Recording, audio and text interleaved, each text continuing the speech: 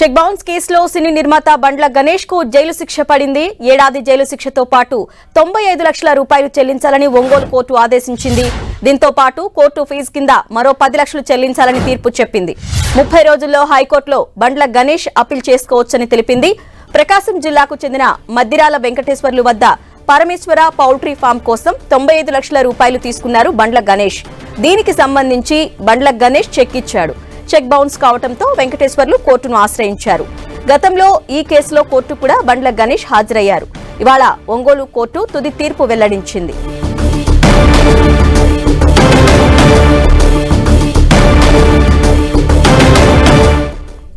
Right, మరి ఈ కేసుకు సంబంధించి బండ్ల గణేష్ పైకోర్టుకు ఎప్పుడు వెళ్తారు? డీటెయిల్స్ మా ప్రతినిధి శంకర్ అందిస్తారు. శంకర్.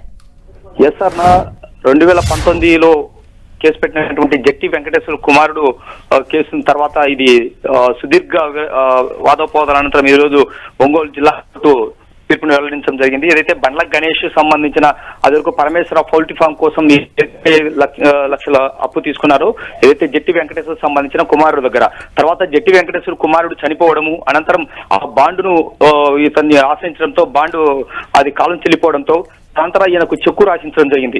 2019లో చెక్కు రాయించడం జరిగింది. తర్వాత చెక్ బౌన్స్ కావడం జరిగింది. సో అనంతరం జట్టి వెంకటేశ్వర్లు కోర్టును ఆశ్రయించారు. కోర్టును ఆశ్రయించడంతో సుమారు 2019 నుంచి ఇప్పటి వరకు కూడా చాలా సుదీర్ఘంగా వాదోపాదం జరిగాయి. వాదోపాదం జరిగిన అనంతరము ఈ 30 రోజుల్లో ఏదైతే ఈ 90 లక్షల రూపాయల అప్పు తీసుకున్నారో ఈ 95 లక్షల పాటు అదే విధంగా కోర్టు అయిన 10 లక్షల ఖర్చులు ఈ మొత్తం 30 రోజుల లోపల చెల్లించాలి. అదేవిధంగా ఏడాది పాటు జైలు శిక్ష కూడా విధించడం జరిగింది. ఒకవేళ జిల్లా కోర్టు తీర్పు గినిక ఆయనకు అసంతృప్తి గురైనట్టయితే ఇంకా దీని మీద హైకోర్టు కూడా అప్పీల్ వెళ్ళవచ్చని చెప్పేసి 30 రోజులు టైం ఇచ్చింది. అరుణ.